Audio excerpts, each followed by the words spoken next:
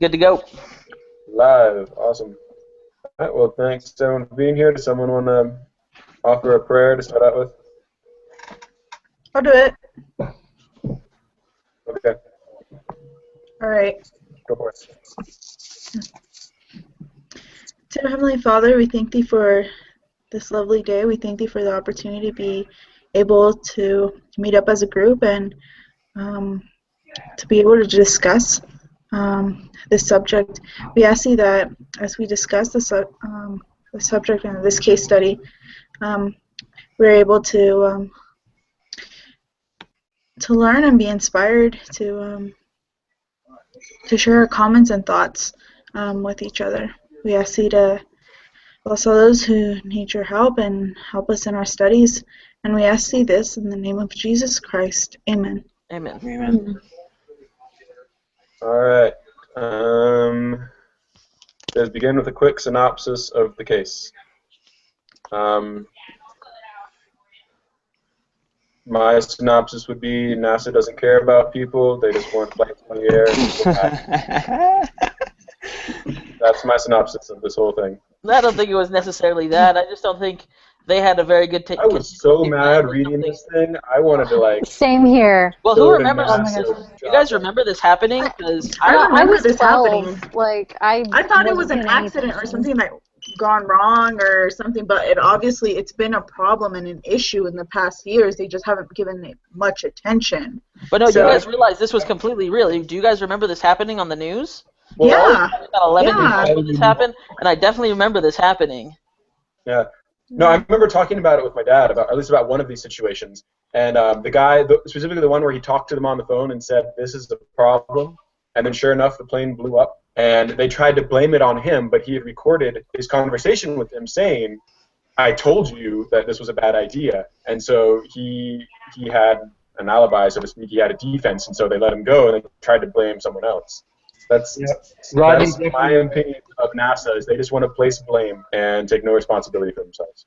Yeah. Well, I think that's anyone, and no human being wants to take responsibility for the life of 7 others. No. That's true, but when you're at fault, man up. Yeah. So, In all honesty, I think what it came down to it, I don't think it was any one particular person's fault. I think they just didn't have a very good contingency plan set up in this situation. They didn't have something. They didn't have anything ready for what was happening. Well, I think that's part of it. I think also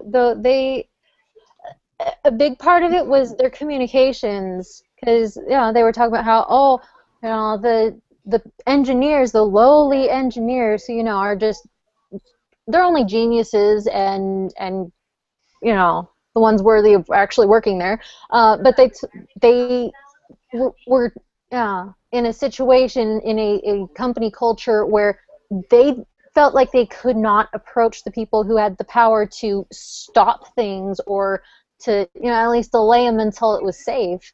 And they weren't even allowed to. It's not that they weren't even a exactly. culture. They were told not to. They said there's a chain of command here. You tell this person, they tell this person, and so many things are lost in translation by that point. And if this person doesn't agree with what these people are saying, or if he has a different agenda, then when he tells the next people what's going on, he's not going to convey the same message that these people have, which is what we saw in the case in Athens Gone.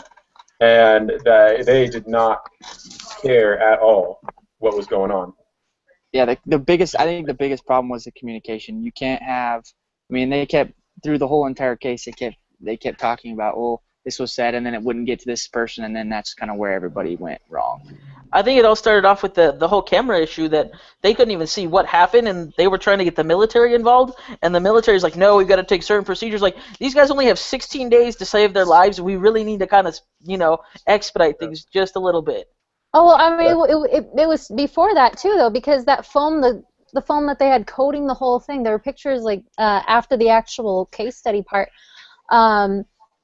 the foam had been falling off for years, and they were just going, it's just a little bit, we'll patch this, we'll recover that.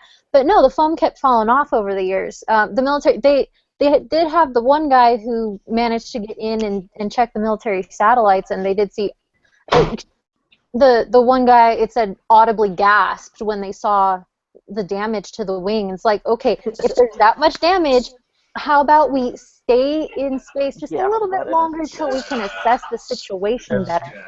You know? And I wouldn't necessarily say it was the military's fault because they had a request sent to them to get the information, to get the images, but people from NASA kept denying it or kept saying no, and they kept downplaying it, saying no, this isn't really a big deal, and they kept bringing up also that their managers would say things like, oh, if this is damaged, then we have to do repairs, and that's going to delay our next flight. That's going to delay our Well, and schedule. it doesn't matter if it delays the next flight, because if you destroy the shuttle, then all the other flights are going to be delayed anyway, and it kind of doesn't Exactly. matter. I agree with that, but they didn't So- they didn't care about that. They wanted to. No, of course not. Anyway, moving on real quick.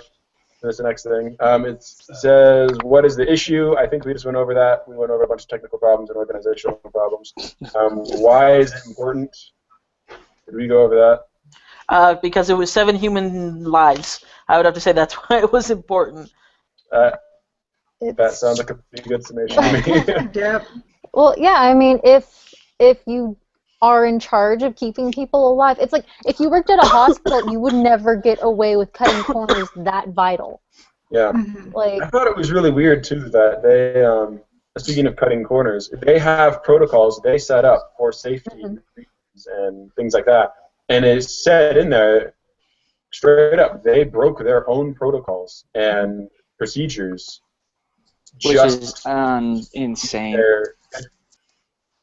well, What? with $42 million per launch, somebody was just screwing around for something to be wasted that they couldn't fix what they needed to fix, and that the cameras were outdated. Yeah, they even took out cameras, and some cameras showed no image whatsoever. Yeah, no. Mm-mm.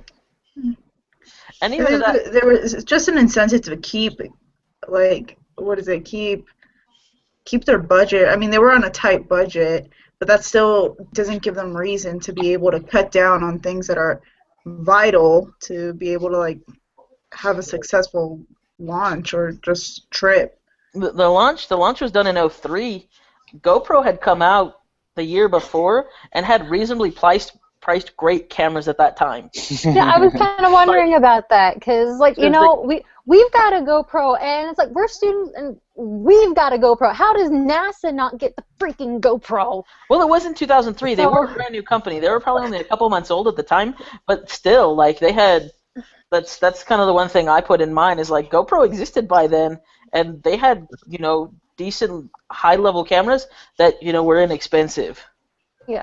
No, it's just So ridiculous. they were able to find out how big the damage was.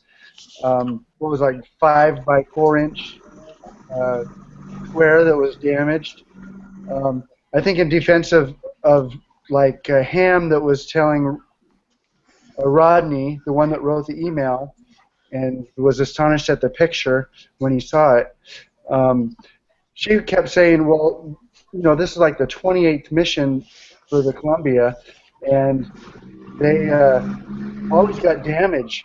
Every time it went up, there was damage. So it was like kind of like a normal thing, like it kept saying in the case.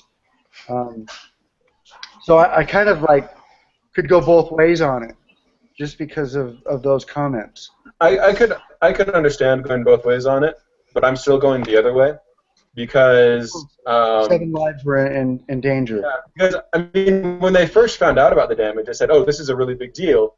We need to fix it," and they never did. Even when they thought it was a big deal, they still did nothing to fix it, Well, which then shows their Well, complete didn't lack of- they try a couple of times to fix it and they couldn't fix it, so they just moved on? They tried to figure out why a little bit, but yeah, they tried to didn't look at say- it. They said that they tried to call the shuttle and see if somebody could do a spacewalk to examine it more closely, but they didn't get a response.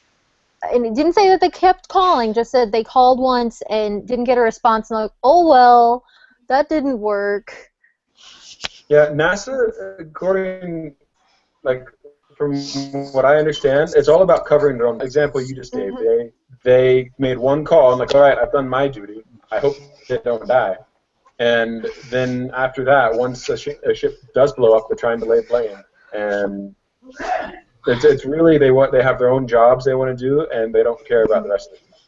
Exactly. Yeah, there's a lot of money involved. Mhm. Yeah. And Yeah. there's a reason a lot of money is involved, because people's lives are on the line. That's But, exactly. Well, and I mean, space program. It wouldn't be the only time that a Skylar. space program has, In, not cared that much about in human the lives. I mean, if you look office at the Russian space of program, PC, got that um, what was it? Some flight before Yuri, I forget his last name, begins with a G, went into space, became the first man in space. There was another Sputnik? flight, and Wait, was it Sputnik? No. Sputnik No. is a Sputnik is not a person. It is a satellite. Oh, it's just a satellite. Yeah, Sputnik is a that's satellite. unmanned. Don't worry about Sputnik. But yeah, the guy before him, it was down to Yuri and this other guy, and the other guy's like, okay, I'm older, and we both know this thing is gonna fail. I'll die so you can go up and so you can live your life. And sure enough, he died because the spacecraft, which everybody knew was gonna go down, went down. So it's not like the U.S. is alone in screwing up that hard. In all honesty, you also got to think about it like, I don't know whoever saw The Martian, but they were talking about just in that alone, if they were to do something like that, it would take $900 million or $900 billion just to bring the one dude back. You got to think that they were trying to, all had budget cuts. They were trying to figure out the best way that they could get him back alive, and they thought they had the right answers. I don't think that it was a lack of caring for life. I think it was a lack of, not having the budget. I don't know. Well, I think also, the difference between this real life situation and the Martian is that the real life situation, there was no foresight, no public knowledge of what had gone wrong before people died. With the Martian, there was, oh my gosh, we left somebody on Mars, and big public outcry, and then they supposedly spent billions of dollars, but I don't know. There wasn't the same kind of public backlash there for this real life scenario. I think with this, I would still say they don't care about human life. I mean, taking into account what you said, Spencer, if they're not considering, if they don't have a backup plan for if something goes wrong, and considering history, there's a huge probability that something's going to go wrong. There are so many variables, and there's so much unpredictability in all of these missions. If they're not planning, say, to save these people's lives if something does go wrong, if they're only planning to get this out and make it success, and they're assuming that it's going to be completely flawless and successful, then that's an argument that they don't care. They only care about the success. They only care about the show, getting that light Recognition. and how it's great to America and all these other people. And they're not making any contingencies or making any preparations to save their lives if something goes wrong. I think that is a good point to like what you had said, that about them it's not so much them not caring, but that's my rebuttal. Fair enough. I think they just got too used to everything going right, and so they just stopped being cautious. Yeah. It kind of said they started playing Russian roulette with it. Well, nothing went bad that time, so we'll just try it again and see if it happens again. Yeah, I like that comparison right there. That is exactly what they did. Yeah, pretty much. All right. So we went what the issue is, what is important. One question here: what was the recovery window in this case? And it says the time between when the problem of the foam strike was discovered after launch to the day the Columbia exploded. What, 16 days? So 16 days. So they had over 2 weeks to work on this issue, and they did nothing. Yeah, they were aware of it, but they didn't care until it was already too late. Or they didn't do anything until it was already too late. And Yeah. by then, What could the astronauts do while they were up by the space station, though? That was kind of my question. What could have they done to help themselves? Because the people they down on could Earth. have waited out there a little longer until they came up with something. I mean, that's a thought. Fair enough. Well, see, that's why they were supposed to have the Tiger That's a team. good one, Joseph. That's why they were supposed to have the Tiger team put together and find some creative ideas to. My understanding is that astronauts have always got some kind of a set of tools or something that they can do repairs with. Because that would just be stupid to send people up without tools to repair. I mean, that's beyond my comprehension right there. Why anybody would do that? But they did say they wanted them to take a spacewalk. And so it's like, okay, well, if they can do the spacewalk and if they've got tools, then, I mean, at least they can use duct tape, But, I mean, if you look it up, sometimes that's what the Chinese use. Oh, no, never mind. They held that propeller together with seatbelts. Okay, bad example. But you can hold a plane together with seatbelts. You can hold part of a spacecraft together with duct tape, I'm sure. Got a light side and a dark side, and it binds the universe together. Exactly. Just so you guys are aware, I think there's a bit of a time delay between either what you guys are saying and what I'm getting, or what I'm saying and what you're getting. I think your internet's just really shoddy, bro. Is it? Okay, Yeah. I have full bars. I don't know what it is, but yeah, sometimes like I'll start saying something, then someone else saying something, so I'm trying not to be rude. I'm not trying to interrupt anyone, so if I do that, it's not my fault. Yeah, no, you're really kind of splotchy there, so no, but you're good. That's unfortunate. Okay. I'm sorry I do that sometimes too. That's there's always some kind of lag. People end up talking at the same time. Yeah. Mm. I'm just trying to be polite. All good. All right, on to the next one. Next one. So recovery window, 16 days to die. What is human ambiguous threats, cognitive biases, and how does it? What? I don't know this means. It says, what is human cognitive biases, and how does it apply in this case? Hint: cognitive biases, systematic errors in judgment, confirmation bias, our tendency to look for information that confirms our existing views, bias, our tendency to escalate commitment to a course of action into which we have already invested time, money. I think what this question is saying is basically, how are people biased? How did they put what they wanted over what was going on? So it's kind of that's how I interpret that question. First thing that comes to my mind is the normalcy bias. So the idea of, no, this is all perfectly normal. It's all going to be okay. It's the same thing that had people in the Twin Towers going, oh, nothing's going on. It's just a drill or whatever, and then they died because their brains couldn't process, no, this is for real, I gotta go. So these people are like, oh, no, it's just like every other time. Everything's going to be fine, and we can do the repairs on the ground. Everybody's going to live. They were even saying that they didn't want the astronauts to be surprised by questions from reporters. And that's the only reason they talked about the foam. Yeah. Good point, Afton.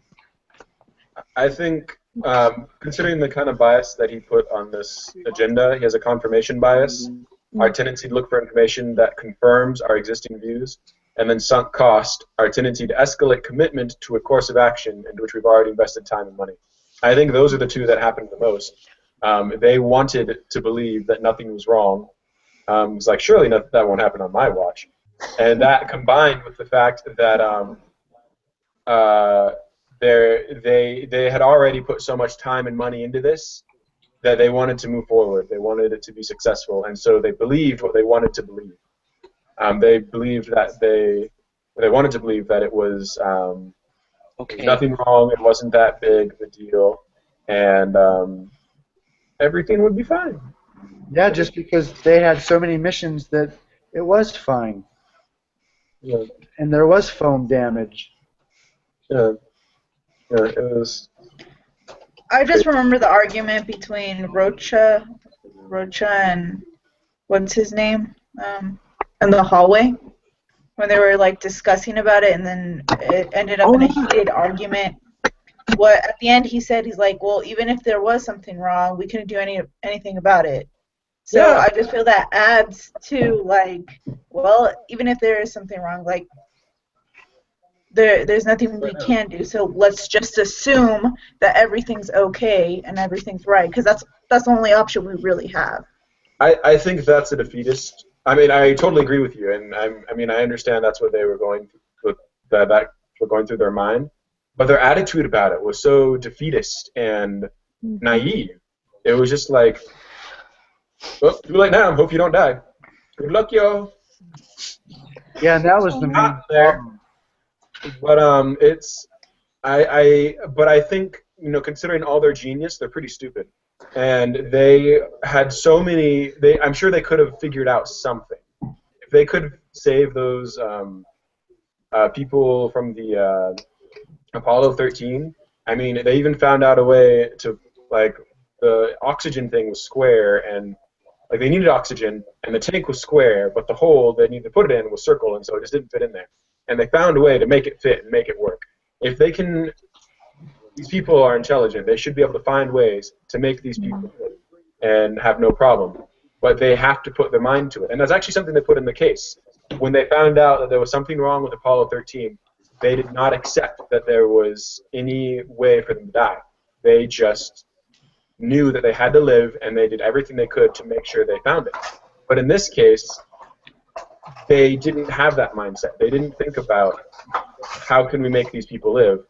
All they cared about was the next play and getting it right.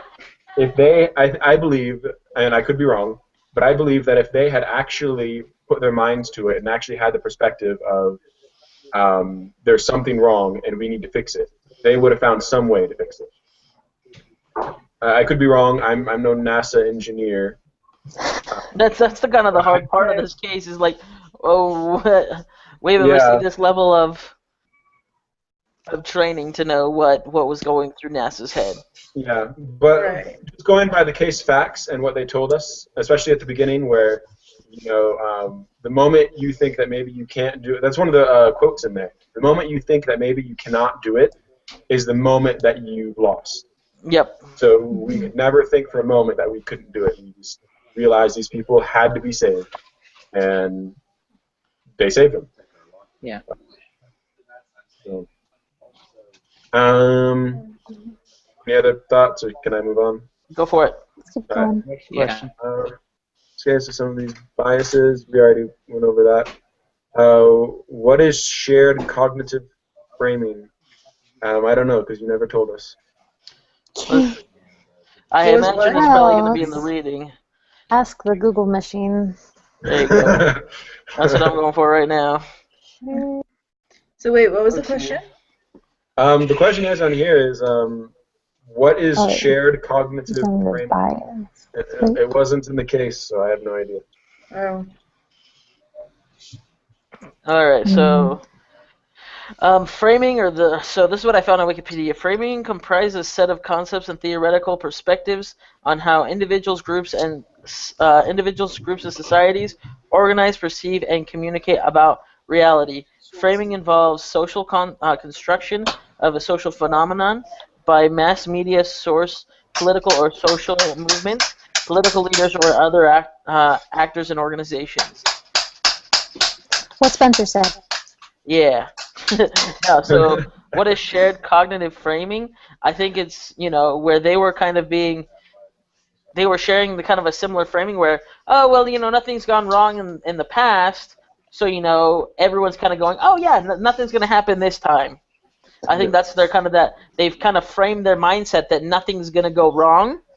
So nothing will go wrong. Nothing will go wrong, exactly. Well, there's that, and then the idea of, oh, whatever our leadership says, that's what's going to happen, and so I should just be quiet down here, and they're never going to listen to me anyway if I don't have substantive proof, and yeah, so I'm just like, So But yeah, well, Yeah, I leaders was say sort I of should amazed shut by up, that. so I I'm was gonna just shut like, up. these guys are engineers. Why didn't they speak up? These are human lives at risk, not their paycheck. That's why I say, for all of their intelligence, these are pretty dumb individuals. they're Yeah. closed-minded intellectuals. as much as a backward statement that is, it's pretty Yeah, I much was the gonna best say way to that's a put bit it. of an oxymoron. Oxymoron, that's the word I was looking for. They're closed-minded intellectuals, where they've come up to a point to where, I've learned so much that nothing else matters. And I think The both, irony basically, makes them so intelligent, and they become dumber. Well, I think about the time frame. Really, what was the time frame of the? I mean, they said about that other Apollo 13. They said that. What was the time frame that they saved those people? I mean, maybe they didn't have enough time, or maybe Apollo I'm just 13 crazy. they didn't survive. The shuttle blew up on liftoff. How much? I guess time-wise, did they not have enough time, or do you think that they did have enough time? I thought And Apollo 13 was the one where they were losing. They were out in space already, and they realized there was something wrong. Yeah, that was Challenger that Challenger. blew up on. Well, there's Liftoff. Challenger was the one that lifted off.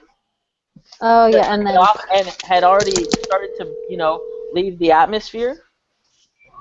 the O-rings didn't expand. Yeah, the O-ring, a couple degrees was off. Yeah, it's like, what would it really have cost to put that off by a few days, or at least have waited till the afternoon when it was a bit warmer? Yeah, the one that you guys are talking about is Challenger. The Apollo 13 was way before Challenger. Sorry. Yeah. Okay, so Apollo 13 blew up while it was kicking off, right? No, Challenger. So the Challenger blew up. Challenger was just after lunch, Is before that- it left Earth's atmosphere. And then which one was the one with the O-ring problem? That was That the was Challenger. It's Oh, because that's the same thing. Okay. And then 13 was the one with the oxygen loss, correct? yes, loss Yeah. of cabin heat. Mhm. Let's see here. Seventh man mission, American Apollo space program. Third intended to land on the moon. The craft was launched on April 11, 1970, from the Kennedy Space Center, but the lunar landing was aborted after the oxygen tank exploded. 2 days later, crippling the Take it to the service garage. module upon the command module dependent. So yeah, this is I was just thinking. kind of similar situations, but completely two completely separate decades. Yeah. Okay. Okay. Just wondering. Yeah, they're about 20 years apart. All right. So we already discussed evidence present in this case of that. When did the problems with Columbia begin? At liftoff. Before that, they Well, called it. I'd say it started as soon as they stopped paying attention to the foam. Right. I Oh, think. so you're saying before it even took off? So. Well, they before- Yeah, with the foam and everything. Like, the problem wouldn't have happened if they'd fixed the problems with the foam, figured out how to keep it together years before. Okay. What they called her, the Hanger Queen or something like Yes, that. the Hanger Just 'cause Queen. they called her the Hanger Queen because she was always in For repairs. for repairs. So it obviously wasn't. This isn't the first time this shuttle. It was one of the first from. It was one of the oldest shuttles they had too. Well, Mhm. is this the same shuttle that the case said had to have like 300 tiles replaced because of the foam? I think- I think it was. I mean, that's just ridiculous. It's like, if you're having that much trouble, Don't take it up. Fix it. So the problems with this one began long before they even planned this. Like Yeah. when they began to have the mindset of Russian roulette. Russian roulette. exactly. Yeah. Okay. Why did the debris strikes become an acceptable risk? We've already talked about that because it's just happened so much, and they don't care. hmm What's the root of the situation here with the Columbia mission? The root of I would say the budget cuts. I said that's the root of the situation. The root of the problem here was the budget cuts from day I one. think they could have made things work. They could have made something work, cut back somewhere else that didn't involve people's safety there. No, I think the root of the situation was complacency, where the danger was concerned, and a like Joe said, a defeatist attitude there. I mean, there was some behavioral, some behaviorist psychologist years back that did an experiment with dogs where he kept them in one area and electrically charged the floor enough times that when he finally removed the barrier, the dogs just laid down and took the electricity because they didn't realize, hey, there is a way out now. And they had that defeatist attitude, and they were going, no, this is the way things work, and we're going to suffer whatever happens the way things work. I think Spencer's kind of helped lead to the other one because they were so like I think they're both kind of related to it. They had budget cuts and they had so much pressure on them to keep to the schedule and to perform a certain way that they then became defeatist, and they just started thinking, this is the way it is.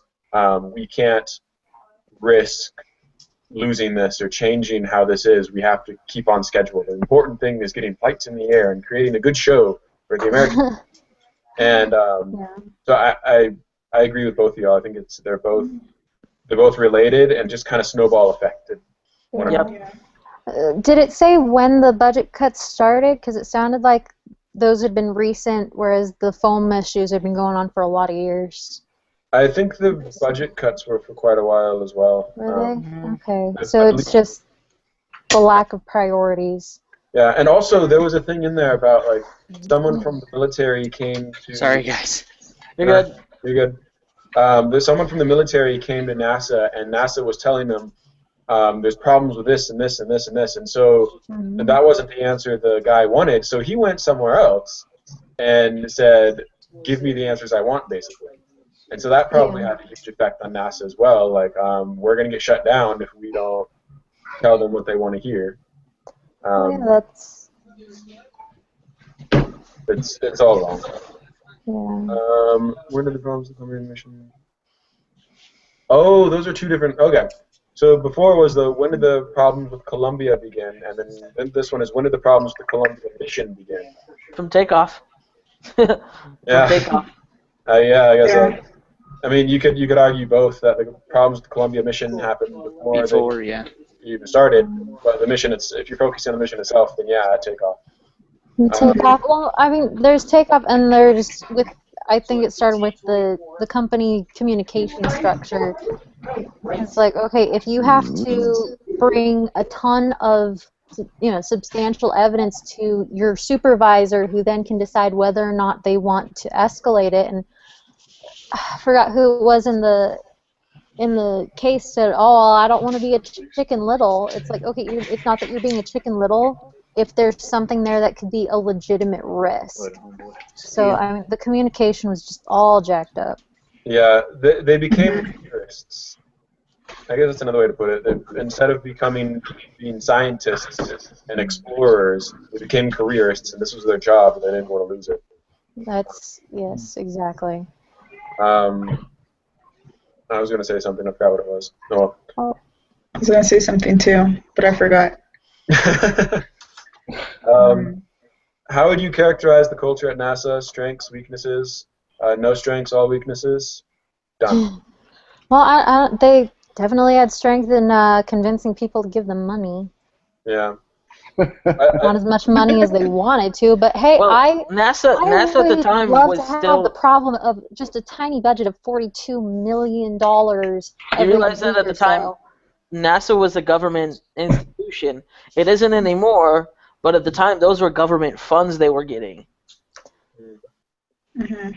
NASA, up until almost, probably 7 or so years ago, that NASA was still part of the government, but because it was so expensive, they ended up cutting it and it went private. But at the time, those were all government funds, and that's why it was getting cut. Where do they get their funds now? It's a private sector thing. Probably donations and such. People got probably run better now. I agree. Well, there's no space program going on right now. No, there's no United States space program anymore. Cut it. Yeah. Well, maybe because they don't have their crap together, and No, You've it's got a just board of because, directors that doesn't trust you, then do you're you not want going $42 million anywhere. to go explore space when there's a whole lot more bigger issues here on Earth that need to be explored first? That too. Yeah, Well, you That's have to true. realize every one of those flights they sent up equipment, satellites, and technical equipment that benefits us today. That's true. You do got to think about that. That is a valid point. Yeah. Cade's iPad died. Oh, that's Kate. Okay. I was wondering whose that was. Yeah.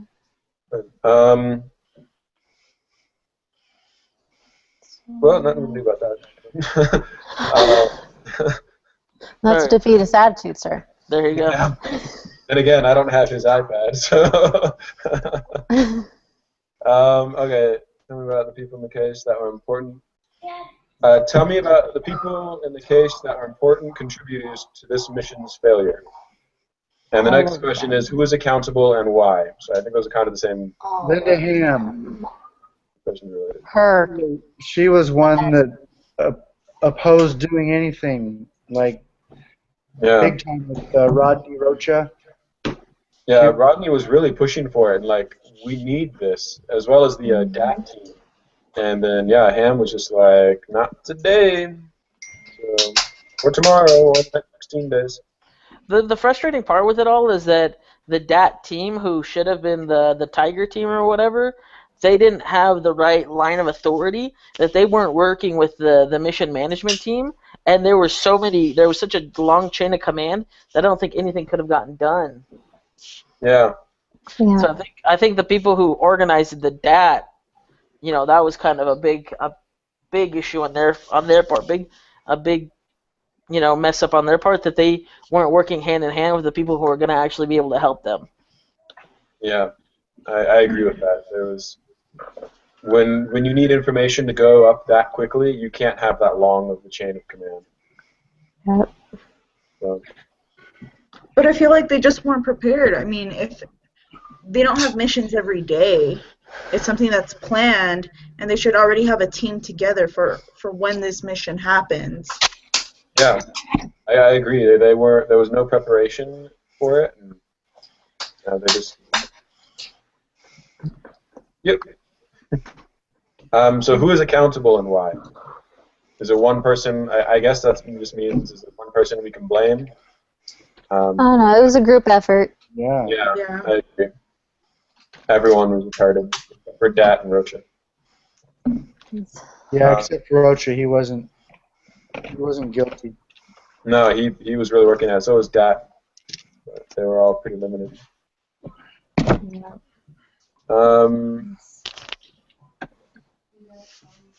What is the next question? What is the concept of team design? Team design. I don't know what that means. When present, increase the probability of team effectiveness. But we've kind of gone over that, just the culture and the chain of command, I guess. I'll be right back. My laptop's about to die. I need to plug it in. Oh, good. But yeah, we've gone over that, how, what was wrong with their team design and what they need to change. Yeah. That's funny.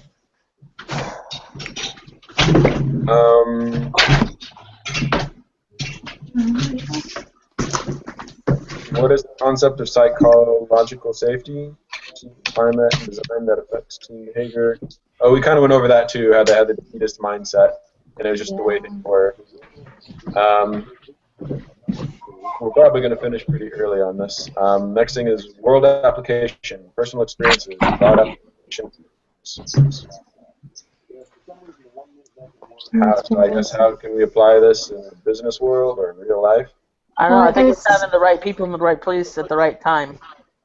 And people that have their life ahead of their budget. Has anybody had an experience like this in real life, where people are like, oops, well, there's nothing we can do here, nothing that can fix that, or everything's going to be all right, just relax? Yeah, I've heard that a cajillion times. I can't think of a specific instance, but Yeah. Politics. Oh, it's all going to be the same no matter what happens. Yep. Marcus, my bad. My bad. Move on. Or I won't vote. It's gonna be the same either way. Okay, it's like, well, but that to attitude it will be. Yeah. So, broad application of principles. Are you looking at the? Yeah. Yeah. There it is. So I think we've gone over that part several times about. Yeah. Yeah. Yeah. And Those are then pretty the last part. repetitive. The last part is connection. What principles, if any, from this lessons reading apply to this case? Who's done the reading so far? I don't think anyone has. I don't even know what book we have, other than. I thought we Steve. were done already. So we're not done, I guess. Complete Looks like we're still in that What do we got here? reading assignment. Where's that teacher of ours? Let's do this. Read inspiring. From No, that was last week. Inspiring. Yeah, Inspiring Trust, page 285 to the end of Prosperity to Trust 324. 39 pages. Yeah. That's the shortest one we got.